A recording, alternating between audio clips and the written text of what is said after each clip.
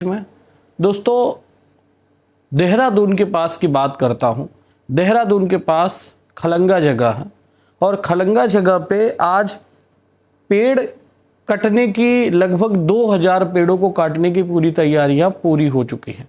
अब आप खुद सोच करके देखिए कि हम एक तरफ बात करते हैं वृक्ष लगाएं पुण्य कमाएं, एक वृक्ष 10 पुत्र समान, वृक्ष नहीं तो हम नहीं, वृक्ष कटा जीवन मिटा, वृक्ष बिना जीवन बेकार, वृक्ष है तो हम हैं। ऐसे बहुत सारे नारे आपने बचपन में सुने होंगे जब आप अपने स्कूलों में पढ़ते रहे होंगे। 5 जून अभी हाल ही में गया, हम बड़े धूमधाम से विश्व पर्यावरण दिवस मनाते हैं और हम बोलते हैं कि हम प्रकृति की रक्षा करेंगे। लेकिन आप ये बताइए कि आज ये प्रकृति की रक्षा करने को ध्यान में रखते हुए हम खलंगा में एक ऐसे वृक्ष जो लगभग 30 साल 40 साल पुराने वृक्ष हैं और वो 1 2 4 10 20 नहीं बल्कि 2000 पेड़ और उन्हें काटा जा रहा है, जो कि बिना किसी प्रॉपर प्लानिंग के। प्लानिंग क्या गवर्नमेंट बोल रही है कि हमें सिर्फ वहां पे जा करके एक जलाशय बनाना है, वाटर संचय करने के लिए, मतलब जलाशय आप समझ ही सकते होंगे। अब मेरा समझ में ये एक आने वाली बात है और आप लोगों के लिए भी एक समझने वाली बात है कि यदि एक तरफ हम बोल रहे हैं कि वृक्ष जो होता है वो ऑक्सीजन देता है, वृक्ष ऑक्सीजन देता है और हम कार्बन डाइऑक्साइड निकालते हैं। आज एक बड़े सोचने का विषय है कि हर वर्ष की अगर हम बात करें तो सिर्फ और सिर्फ भारत में रिपोर्ट के अनुसार, बिना रिपोर्ट तो आप सभी को आइडिया ये कि क्या होता है क्या नहीं होता है, लेकिन सिर्फ रिपोर्ट के अनुसार लगभग 35 लाख पेड़ हर वर्ष काटे जाते हैं और पूरे विश्व की अगर हम बात करें तो लगभग 15 अरब पेड़ हर वर्ष काटे जाते हैं। ऐसा ये आपको भी पता है कि हम भारत की अगर बात करें तो अभी भी प्रति व्यक्ति पेड़ सिर्फ 28 बचे हैं, जो कम से कम 100 से ज़्यादा होने चाहिए। आप सोचिए आज इस मात्रा में हम कार्बन डाइऑक्साइड त्याग कर रहे हैं और ऑक्सीजन ले रहे हैं। जब ये पेड़ ही नहीं रहेंगे तो कहाँ से रहेगा जीवन? आप सोच करके देखिए कि पेड़ों के बिना का जीवन कैसा। जब पेड़ नहीं रहेंगे तो क्या होगा? आज पेड़ है तो होता क्या है कि जब पेड़ है ऊपर से गर्मी इतनी पड़ रही है, वाष्पोत्सर्जन की क्रिया होती है। पेड़ क्या करता है? पेड़ अपने उस पत्तों के थ्रू वो वाष्प को अवशोषित करता है। वो वाष्प को अवशोषित करके, वाष्प मतलब जो सूर्य की किरणें आती हैं तो भाप बनते हैं, भाप से वाष्प अवशोषित करता है, वो अवशोषित करके वापस वो प्रकृति में देता है, यानी वो बादलों में चला जाता है वो वाष्प के माध्यम से गैस बन के, और वही गैस फिर वापस जल में कन्वर्ट हो जाता है और जल के द्वारा वापस उसी पेड़ के नीचे आता है कि कहाँ पे? उसके जड़ में। और वो क्या करता है? चारों तरफ से उसकी जो वृक्ष की जड़ें हैं वो उस पानी को संचय करती हैं और अपने हिसाब से जहां जहां जरूरतें रहती हैं वहां वहां जाती हैं। तो क्या होता है, हमारे चाहे खेती किसानी की हम बात कर ले तो वहां पे वो जल का अच्छा खासा यूज हो जाता है। अगर हम लोगों के रोजमर्रा की जिंदगी की बात कर ले तो वहां अच्छा खासा यूज हो जाता है। साथ ही साथ जल को खुद भी जमीन अवशोषित कर लेता है, जिससे भूमि भी ठंडी रहती है और लोगों का जीवन भी आसानी से चलता है। आप सोच लीजिए अगर वृक्ष ही नहीं होगा तो शायद वर्षा की स्थिति गड़बड़ हो जाएगी। अगर वृक्ष ही नहीं होगा तो आज ग्लोबल वार्मिंग की हम बात करते हैं, 48 डिग्री टेम्परेचर में जब हम बैठते हैं तो हमारा दिमाग खराब हो जाता है और इस तरीके की बात करके हम अपने आप को खुद शर्मिंदा महसूस करते हैं कि यार ये किया किसने है। आज प्लास्टिक खाना, प्लास्टिक छोड़ना, प्लास्टिक तोड़ना, सब कुछ हमारी जीवनचर्या बन गई है। हम आधुनिकता के ऐसे धुन में चले जा रहे हैं कि हमें ये पता ही नहीं चल रहा कि बैक में हमको करना क्या चाहिए।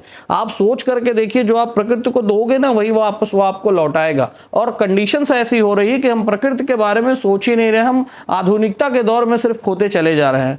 तो सोचना सिर्फ इतना है कि ऐसे खलंगा जैसे बहुत सारे वन हैं, फॉरेस्ट हैं, जहां पे आज उस जंगलों को काट करके वहां पे लोग अपने अपने घरों को बना रहे हैं।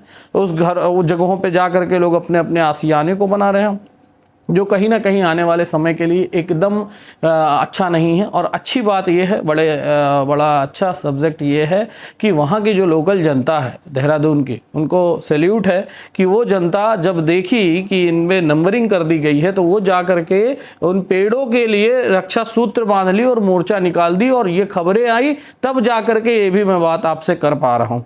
ऐसे आए दिन हर जगह, कभी हाईवे के नाम पे, कभी प्रोजेक्ट्स के नाम पे, कभी किसी अन्य जगह के नाम पे पे, कभी किसी अन्य डेवलपमेंट के नाम पे कितने सारे पेड़ काट दिए जाते हैं। मेरा मानना यह है कि यदि आप पेड़ वाली जगह पे कोई कार्य कर रहे हो तो अगर हम पहाड़ काट के रोड बना सकते हैं तो हम पेड़ों के किनारे किनारे अगल बगल से भी रोड थोड़ा इधर उधर करके घुमावदार भी बना सकते हैं। ऐसा आवश्यक नहीं है कि उन पेड़ों को काटा जाए तो ही रोड बनेगा, लेकिन यदि अगर हम उस दिशा में नहीं सोचेंगे तो आने वाला समय हमें कभी माफ नहीं करेगा।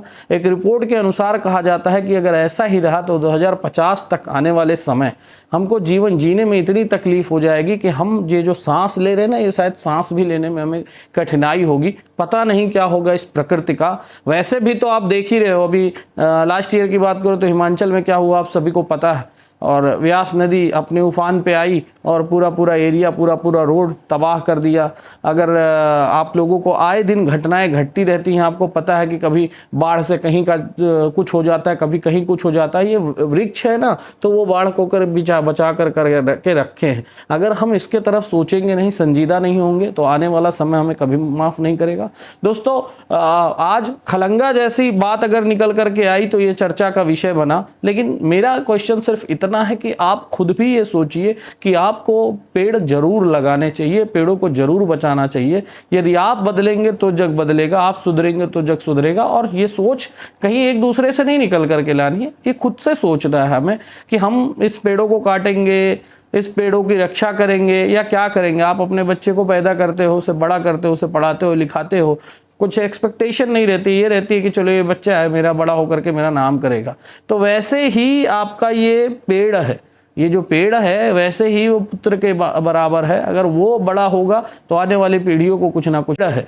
ये जो पेड़ है वैसे ही वो पुत्र के बराबर है। अगर वो बड़ा होगा तो आने वाली पीढ़ियों को कुछ ना कुछ देगा। ये सोचते हुए हमको भी कुछ इस दिशा में सोचना चाहिए। आधुनिकता अपने जगह है, लेकिन पुरानी बातें भी अपनी जगह हैं। सिर्फ 5 दिवस पर्यावरण दिवस बना करके एक फ़ोटो के साथ फ़ोटो खिंचा लेने से पेड़ के साथ नहीं हमको पर्यावरण दिवस मनाना है। हमको ये सोचना है कि हमको इस पेड़ों को बचाने के लिए क्या करना है। जहाँ तक भी ये आवाज़ जाए, जहाँ तक भी ये बात जाए, उन सभी से निवेदन सिर्फ इतना करना चाहूँगा कि कृपया इन पेड़ों की कटाई की जो बातें हो रही है इनके विषय में कुछ सोचें। आप अपने अगल बगल के लोगों को जागरूक करें, ज़्यादा से ज़्यादा लोगों को इस दिशा में आगे बढ़ाएं और पेड़ों को कटने से बचाएं, बल्कि ज़्यादा से ज़्यादा पेड़ लगाएं। वृक्ष है तो हम हैं और वृक्ष है तो जीवन है। वीडियो अगर अच्छी लगे तो लाइक करिए, शेयर करिए, कमेंट करिए और निश्चित तौर पे इस दिशा में सोचने के लिए लोगों को आगे बढ़ना है। ये एक छोटी सी बात है, ऐसे बहुत सारी बातों के साथ फिर आपसे मिलूंगा। तब तक के लिए आप सभी को बहुत बहुत धन्यवाद। जय हिंद, जय भारत।